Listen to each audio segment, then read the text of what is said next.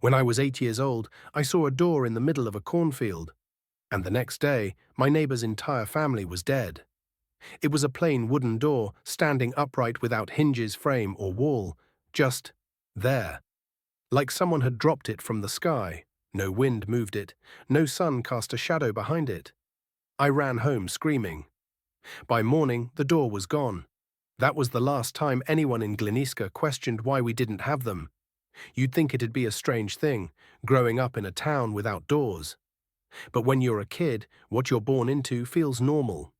I thought curtains nailed across doorways and heavy furniture blocking entrances was just part of life. I never thought to ask why we all had bricked-up thresholds, or why people shouted warnings if they caught you building anything with hinges. Not until my father died. His name was Jeremiah Drosky, a quiet, tired man who moved like he was constantly listening to something I couldn't hear. He worked the fields just outside the town proper and kept to himself after my mother left. Everyone said she ran off with a traveling salesman. I only half believed it. The truth is, nobody really left Gliniska. People disappeared, sure, but they didn't leave. When word came that my father had died in a farm accident, I hadn't spoken to him in almost 10 years. I was living in Krakow, working a dead-end job, drinking too much, and trying not to remember the silence of our old house. The lawyer told me I'd inherited everything: land, house, contents. I almost said no, but something, maybe guilt, maybe curiosity, pulled me back to the town with no doors. The first thing I noticed when I returned was the quiet. Not just the country kind of quiet, but something else. Like the whole place was holding its breath. The second thing was the graffiti on my father's house. Sin Diabla, devil's blood. He opened it. It was spray-painted in jagged red lines across the cracked stucco, like some kind of curse. The windows were broken, the chimney had collapsed inward. It looked more like a ruin than a home. I should have left, right then. I should have gotten back in my car and driven anywhere else. But instead I walked inside, no door to open, of course. Just a broken archway where one might have been, sealed part way with stacked bricks. The entry curtain was shredded, fluttering like dead skin. Inside, everything smelled like mildew and old paper. My father had been a hoarder in his later years, it seemed. Books, boxes, jars of nails and screws, dried herbs hanging like forgotten trophies from the rafters. But the worst thing was the silence.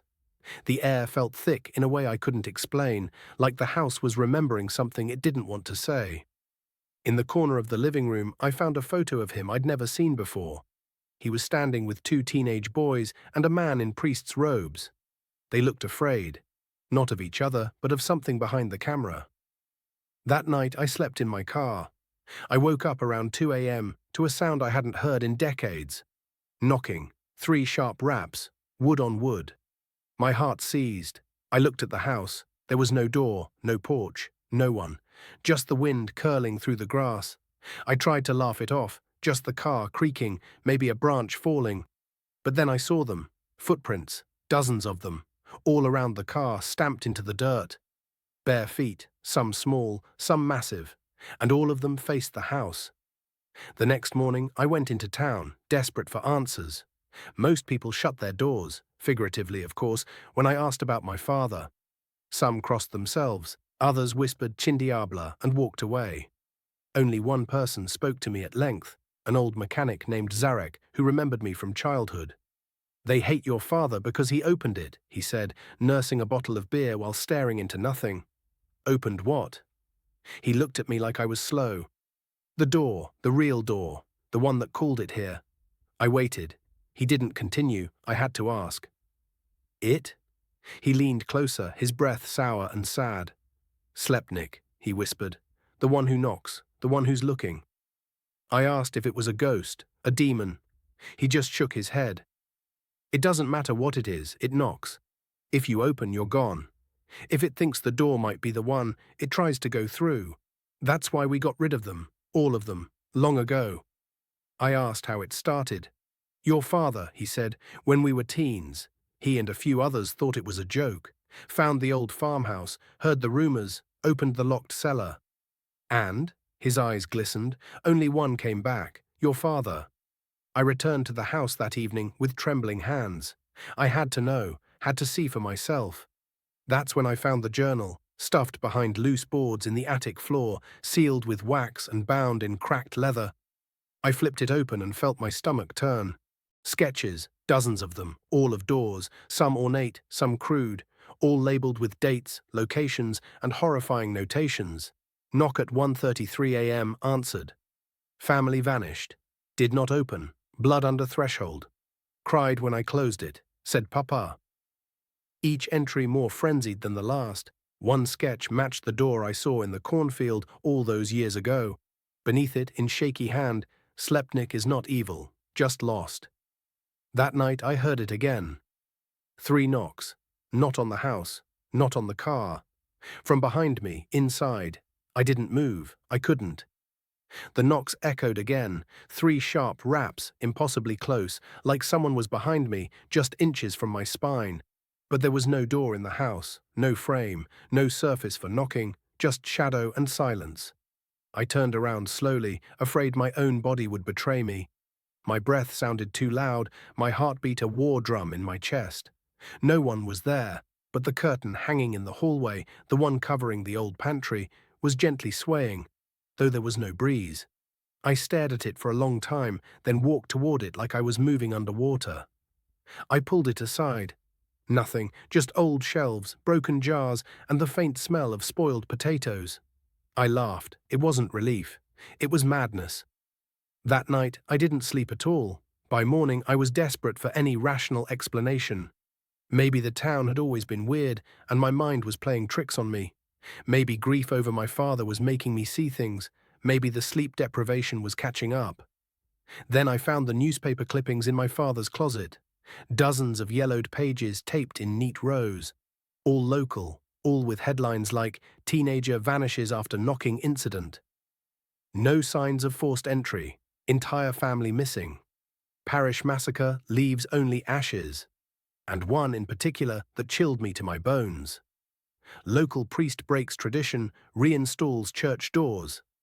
I remembered that. It was the year I left town. His name was Father Cherniak, a fresh-faced outsider who thought our superstitions were a sign of spiritual decay. He said doors were sacred, that God watched over thresholds. He held sermons about faith over fear. I remember people whispering that he was brave, or stupid.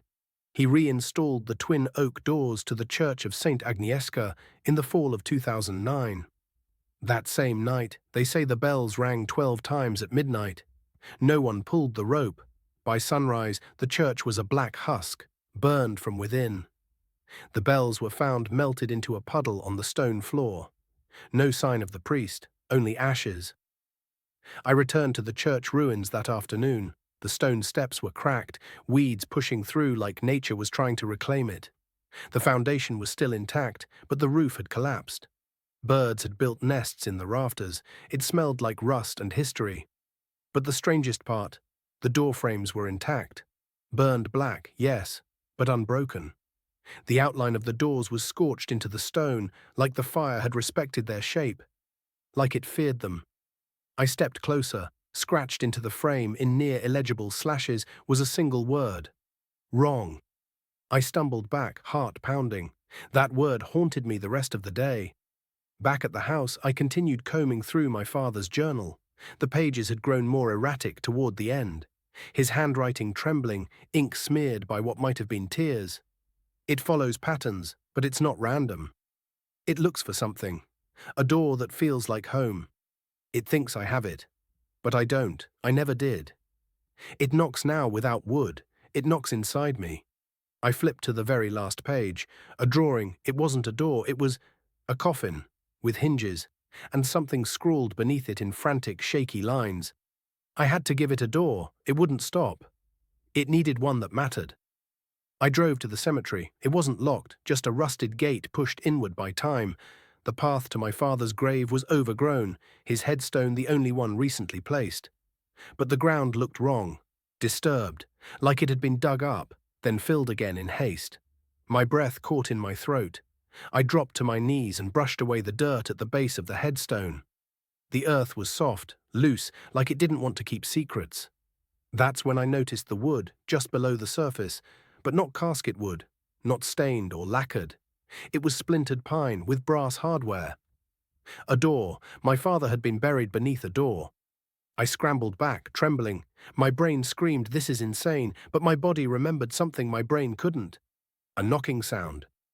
Beneath the ground, 3 slow knocks, then silence. Then from the tree line behind me, a whisper, low, raspy, familiar. "Tata." I ran. I don't remember starting the engine. I don't remember how I got back to the house. I just remember the panic in my lungs, the way every shadow looked like it wanted to reach out and touch me. I locked myself inside the bedroom, as if locks mattered. There was no door, no barrier, and that night the knocks came again. Not from the hallway, not from the attic, from inside the mirror. The mirror didn't shatter when I punched it. It rippled, like the surface of a pond after a pebble strike, soft silver waves that shimmered out from the center of the glass, distorting my reflection until it wasn't mine anymore. It stared back at me. Its eyes were too wide, its mouth too still. And behind it, in the warped reflection, there was a door, not in the room, only in the mirror. A pale wooden door with rusted hinges and a cracked porcelain knob. I stumbled back, breath caught in my throat, arms trembling. I looked around. No door. Just the same old bedroom, mildew-stained wallpaper, the drafty window, and the peeling ceiling. But in the mirror, the door was still there, and then it knocked again. 3 slow, deliberate raps that didn't echo in the room, but inside my bones. I fled. This time I didn't stop to gather anything. I bolted through the bricked archway of the house, down the dirt path and into the dark. The town was just ahead, half sleeping in its hush, but I had nowhere left to go. No one wanted to speak to me, and honestly, I didn't blame them. So I went to the only place that might still hold the truth. The abandoned farmhouse, the one from the stories. It lay just beyond the eastern ridge, tucked into the woods like a scab the forest couldn't shed. We weren't allowed near it as kids, but we dared each other anyway. I only went once, and I swore never to go back. That visit ended with a broken ankle and one of the older boys disappearing for 6 hours. He wouldn't talk about what happened. He just cried and moved away a month later. But now I had to go. I had to see it again. The path to the farmhouse was mostly overgrown, deer trails winding through brush and low pine branches. As I walked, I saw things that didn't make sense. Birds perched silently, heads all turned in the same direction, trees bent unnaturally, as if leaning toward, or away from, something deeper in the woods. And worst of all, I passed 3 doors. Just standing there, one with a baby blue frame, rotting at the bottom. One made of metal, dented and rusted. One completely black, absorbing the moonlight like ink. They weren't connected to anything, just alone in the forest. Each one gave off the same feeling. Don't touch me. I didn't. The farmhouse appeared around a bend in the trail, like it had been waiting. Its roof had caved in long ago, one wall nearly collapsed, but the front was eerily intact, porch and all. No front door, only an empty threshold. I stepped up onto the creaking boards and froze. Inside, the air was wrong. Not stale, not musty. It smelled alive. Like wet breath. Like old milk and pine needles and copper. And it was cold. Not the outdoor autumn chill I'd walked through. No, this was different. It felt underground. Like a cellar. The stories said my father and his friends had found something in the cellar of this house. That they'd opened a door. That something came through. I found the stairs easily enough, half rotted, leading down into a dark pit that seemed to breathe. With every step, the air grew thicker, and then I reached it. The cellar was empty, save for a circle scorched into the stone floor, a perfect black ring, maybe 8 feet across, etched with markings I didn't understand. In the center lay a pile of ash and something else. Wood fragments, a broken knob, and a hinge. What had been opened here had burned, violently, or maybe it had been consumed. I knelt, and as I reached toward the center, I felt heat radiating from the ash. Still warm. Someone, or something, had been here. Recently. That's when I heard the knock again, not from behind me, not from above, from beneath the floor. I bolted out of that house, ran through the trees until my lungs gave out, and my legs nearly collapsed. When I finally stopped, I realized I was near the edge of town again. At the wall. That's right, our town had a wall. It wasn't tall, just waist-high, made of brick and cobble and clay. At first glance, it looked decorative, but it wasn't, because inside that wall, sealed into it like relics, were doors.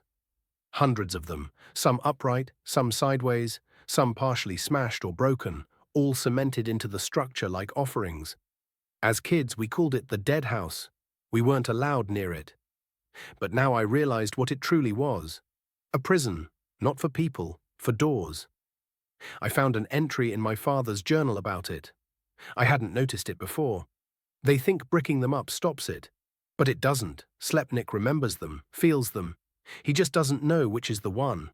The one I opened. I thought I destroyed it, but I didn't. I buried it. He's still searching, still knocking. And now it's not just wood he uses. He knocks on minds, on memories, on blood. That night I returned to the house only to find someone had been there. The mirror was shattered. Before we move on, please donate me in the form of subscribe.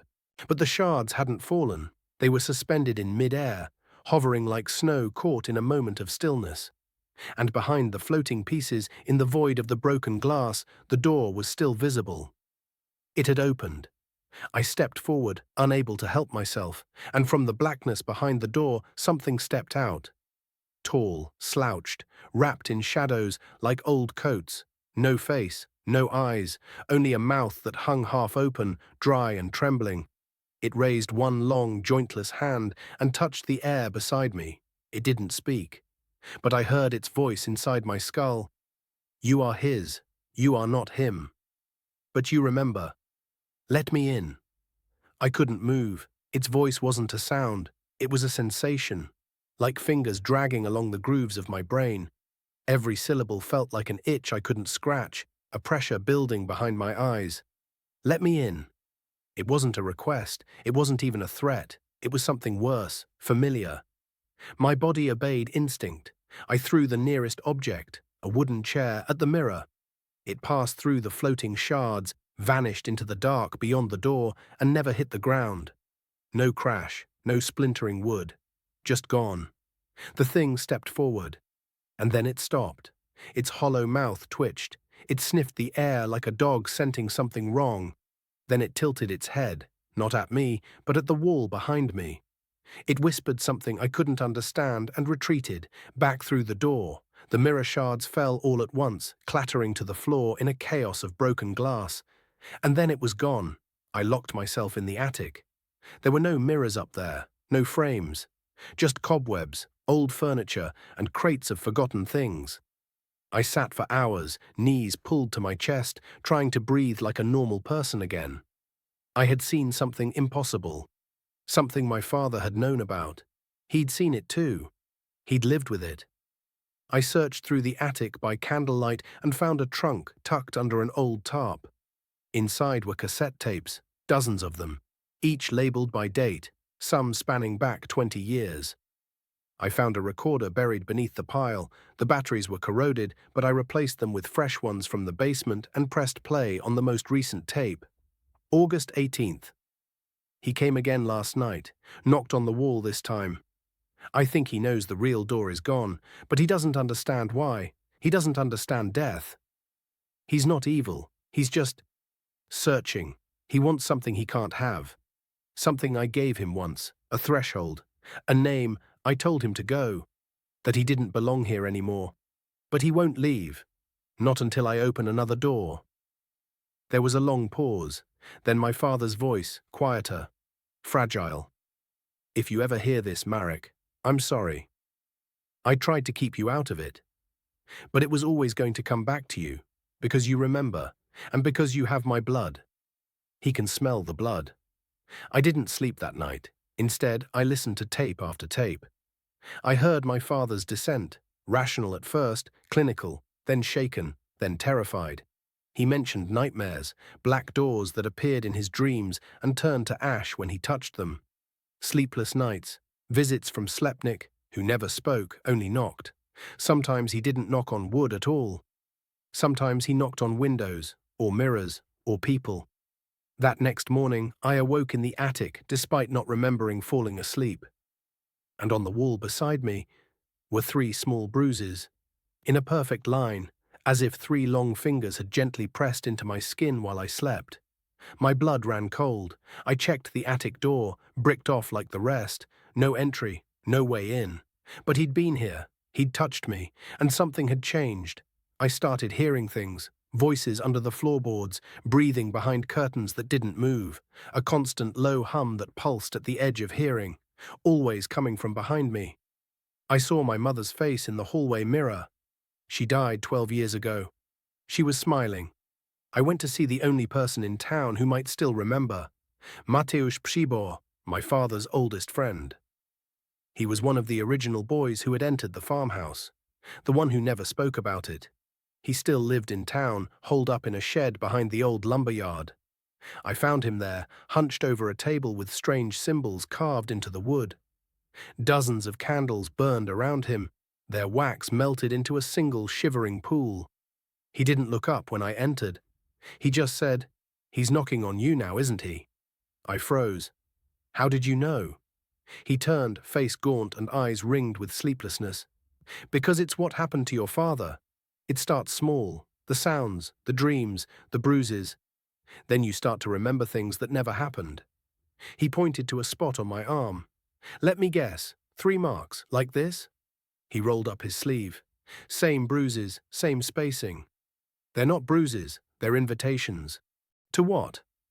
He didn't answer right away. Instead, he reached under the table and pulled out a tattered notebook. Pages filled with charcoal sketches and frantic notes. He flipped to a drawing. It was Slepnik, but not in shadows, not vague. This was detailed. Its long, jointless limbs, its skin like dry bark, its gaping mouth always open like it had forgotten how to close. Its eyes were hollow, its fingers were the size of broom handles, ending in blunt, rounded tips. And on its back, like a shell, a door. "That's what people get wrong," Mateusz said. "It doesn't go through doors. It carries one, his own. The one that was taken. He's been searching for where it belongs." He jabbed a finger at the sketch. "Your father tried to help it, but helping made it worse. It bonded to him." "Why?" "Because your father was the first person who didn't scream." That night, I went back to the mirror shards. Something compelled me, something deeper than fear. I laid the pieces out on the floor, reassembled them like a jigsaw. When I placed the final piece, the reflection returned, and the door was open. Inside was a hallway. Not mine. It looked familiar, lined with crooked picture frames, lit by a yellow bulb that flickered slowly. At the end stood Slepnik, but he didn't move. He just stared. And then he lifted one trembling hand and pointed behind me. I turned. There was no one there. But when I turned back, the mirror was blank. Just my own reflection. And yet, I swear I saw something behind my eyes. A shadow. Waiting. The mirror was still, just my face now, pale, shaken. My breath fogging the glass in slow, steady pulses that didn't feel like they belonged to me. But in that last moment, before Slepnik vanished, I saw something that wouldn't leave me. The hallway. It was my childhood home, the one from before my parents split, before my mother took us away and left my father in the rotting skeleton of this town. The same hallway I hadn't seen since I was 7, but in the reflection, the wallpaper was different, more ancient, yellowed and peeling, the pictures on the wall, not my family, Slepnik's. I tried to reach Mateusz again the next day, but when I arrived at his shed, the candles were all snuffed, the windows fogged from the inside, and a smell lingered in the air, sweet and rotting, like flowers left too long in stagnant water. I knocked once, twice, no answer. I pushed the door open. Inside was silence. No Mateusz, no candles. Just a series of symbols carved into the floor and a trail of black ash leading toward the mirror on the back wall. Someone, or something, had taken him. And in the middle of the room, carved into the table, was a message. "You remember. You're next." That night, I dreamed of the door. It stood at the foot of my bed, pulsing like a heartbeat. Not quite wood anymore. Something else, something alive. It moved slightly, like it was breathing. I approached. I didn't want to, but in dreams, want doesn't matter. As I reached for the handle, I heard my father's voice. "Don't open it, Marek." I turned. He stood in the corner of the room, gaunt, his eyes deep wells of sorrow. He looked like he had in the casket. But he moved. "That door doesn't lead where you think it does. It leads to me." I woke up choking on smoke. The house wasn't burning, but something had tried to ignite a fire. The attic was filled with soot. One of the cassette tapes had melted to slag, and carved into the floor beneath it were those same 3 lines. Dash, dash, dash marks of Slepnik. But this time, they were glowing. I took the tapes and notes and left. I couldn't stay in that house another second. The only place I felt even remotely safe was the church ruins, now empty since Father Cherniak's death. His body had been found crushed against the altar, bones bent like wet twigs. The doors had been destroyed again, torn off, splintered, dragged into the night. But the stone walls still stood, and in that cold ruin, with the wind howling through the broken stained glass, I played the last tape my father ever recorded. He doesn't know what he is. He remembers that he was once someone, or something, maybe even human, but now he's just a vessel. A door with legs, a home without walls. He searches for thresholds because he is one. And once he enters, he leaves a piece of himself behind. That's how it spreads. That's what happened to the others. Mateos, the priest, maybe even me. There was a pause. Then, "I buried the real door, Marek. The first one, the one I opened when I was 16. I thought burning it would be enough. It wasn't. If you're hearing this, it means he's found you. And if he's found you, there's only one thing you can do.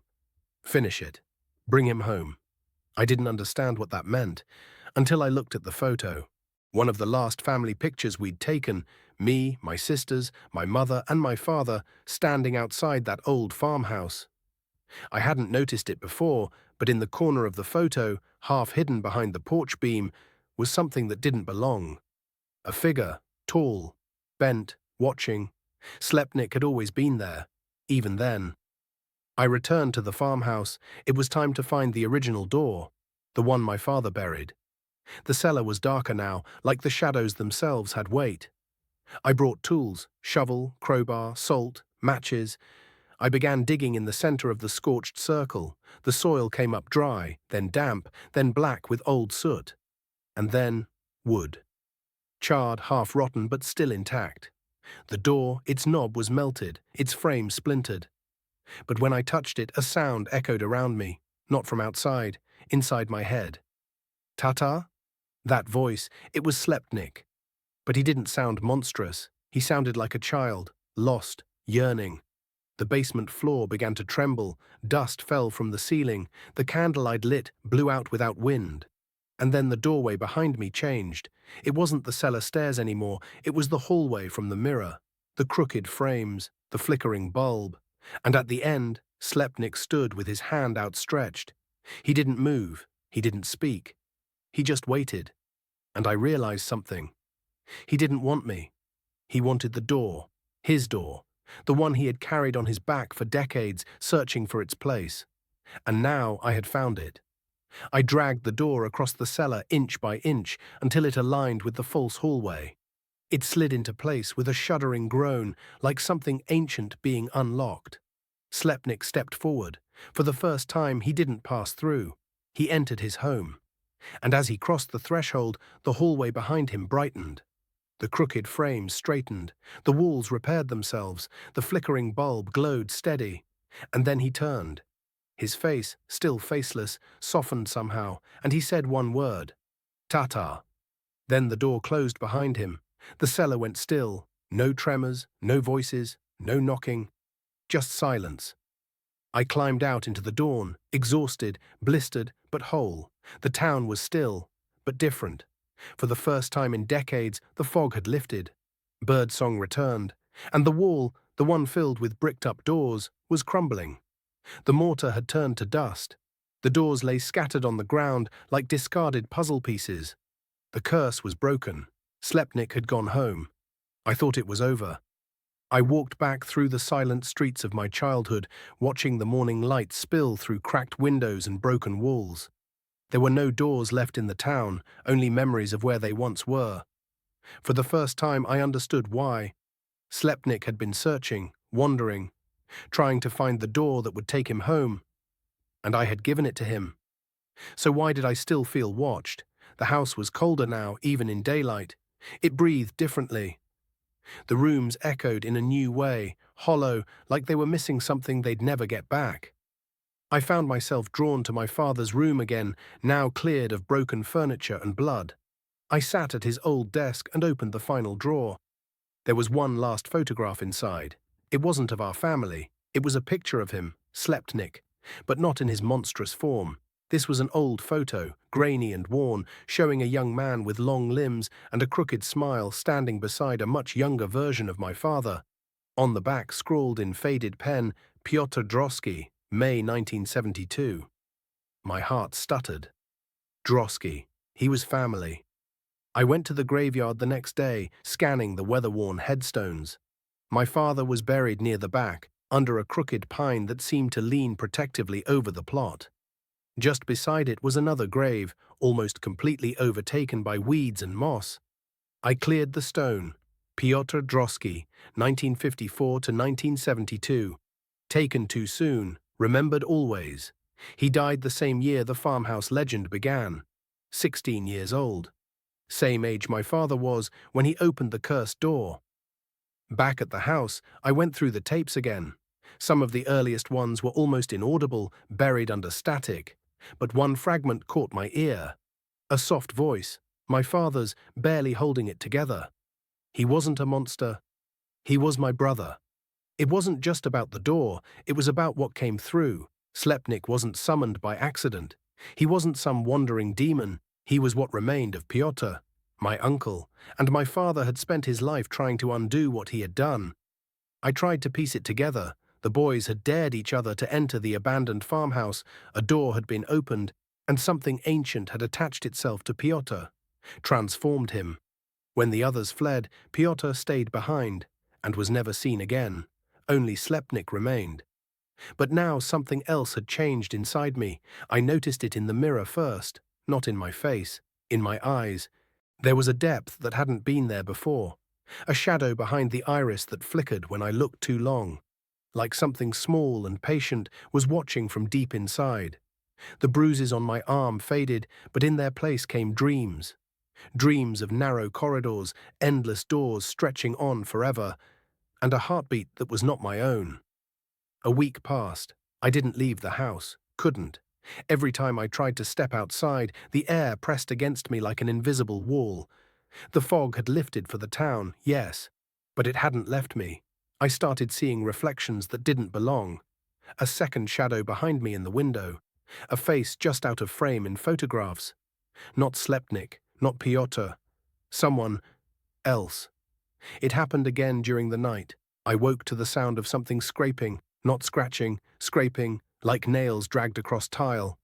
I followed it to the basement where I had buried the door. It was still there, but something had grown from it. A vine, black, dry and twisting, climbing the wall in spirals. I touched it. It crumbled instantly to ash, and from behind me I heard a whisper. Another has opened. I saw Mateusz in a dream that night. He stood in a hallway I didn't recognize, eyes burned black, arms spread like a man crucified. He wasn't speaking, but words bled from his mouth like smoke. You didn't end it. You began it. Slepnik is gone, but the door is still open. It's always been open. I returned to the brick wall in the town square. Dozens of doors lay scattered at its base, broken and abandoned like bones from a skeleton.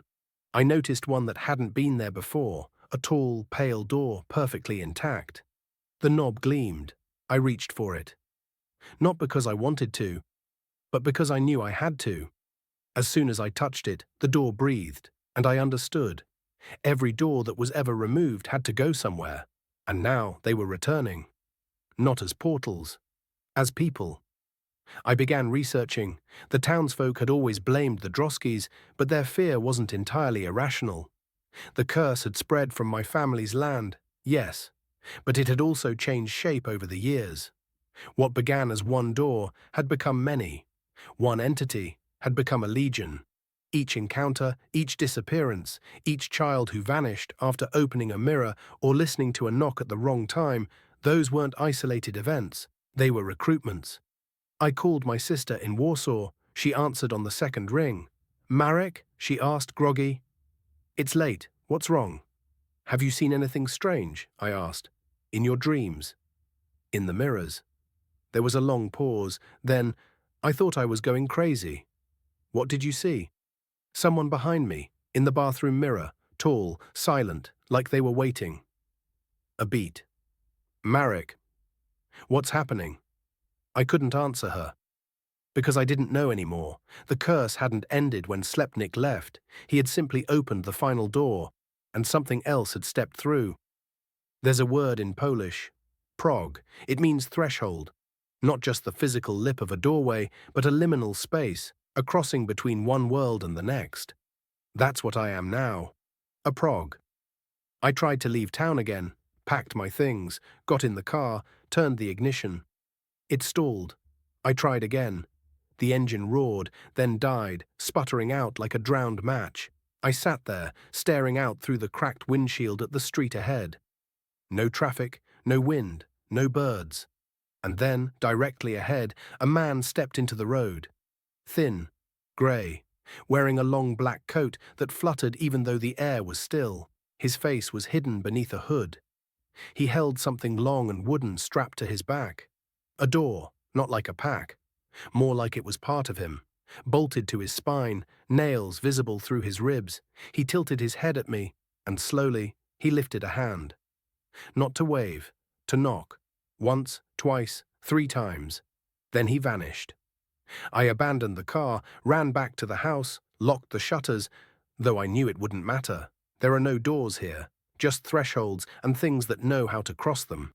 I flipped through my father's notebooks again, desperate for answers. One passage stood out. There's a legend that never made it to the books. That when a door goes too long without a home, it grows legs. When it waits too long to be opened, it remembers what it used to be, a soul. And then it begins to search. Not all doors lead to rooms. Some lead to memories, some to pain, some lead backwards, some lead inward. That night I heard whispers behind the walls, not from outside, from the plaster itself. I pressed my ear to the wallpaper, listened. Dozens of voices, software, garbled, repeating my name. Some I recognized, my mother, Mateusz, even my father. Others, not human. Like the wood was remembering everyone who had ever lived here, or died here. I called my sister again, no answer. I called her roommate. She hadn't seen her since that morning. I used a tracking app. Her phone pinged once, then disappeared. The mirror in the hallway began changing. Every time I passed it, it showed a different room. A bathroom filled with vines. A kitchen where the chairs were nailed to the ceiling. A nursery where the crib was full of dirt. Once it showed me, standing in a room I didn't recognize, weeping blood. I started covering the mirrors, blankets, sheets, anything to block the reflections. But they came anyway, in the windows, the puddles, the silverware. No matter how hard I looked away, the doors kept appearing. And worse, they started opening. The townspeople began to vanish again. Old Mrs. Zabka was the first. Her house, always doorless, was found with its entire front wall ripped off. The interior flattened like a collapsed lung. No blood, no signs of struggle. Just one thing left behind. A chair, facing an empty doorway, with deep scratch marks in the floor. As though something had been dragged out or clawed its way in. Then the librarian disappeared. Then the butcher. One by one, those who had stayed behind, those who remembered, were being taken. Or replaced. I started seeing them in town, people who looked familiar, but not quite right. Eyes too large, faces too smooth, mouths that didn't move when they spoke. When they did speak, it was always in echoes. You gave it a home. Now we are home. The door is in you now. I broke into the rectory behind the ruined church. There was a cellar there, one I hadn't explored. In the center of the floor was an old trapdoor. Beneath it, a spiral staircase. The air grew colder with each step. At the bottom, I found a vault, lined with doors, dozens, hundreds, all shapes and sizes. Some carved with symbols, others scorched and blackened like they'd been pulled from fire. Some even pulsed faintly, like veins beneath skin. One of them had my name carved into it. Another had my sister's. They were still closed, but not for long. I turned to leave and found myself face to face with a figure I hadn't seen in years. My mother. But she looked as she had when I was a boy. Young, vibrant, smiling. "Come home, Marek," she whispered. Her voice came from inside my ears, not from her mouth. "I miss you." I backed away. "You're not her." She tilted her head, then her face split open vertically, like a door unlatched, and revealed nothing inside. Only knocks. Endless, echoing knocks. I ran. I don't know what's real anymore. The world outside seems to be folding in on itself. The town is smaller now. Streets vanish when I turn corners. Buildings collapse into fog. My childhood school no longer exists. But the doors remain, everywhere, on ceilings, in fields, hanging in mid-air. And now, every time I close my eyes, I hear a chorus. "You were born in a place without doors. But you are the key." I found another photograph this morning. It was tucked in the back of one of the burned cassette boxes. It showed me as a child, holding hands with a tall, dark figure. The face was scribbled out in black ink.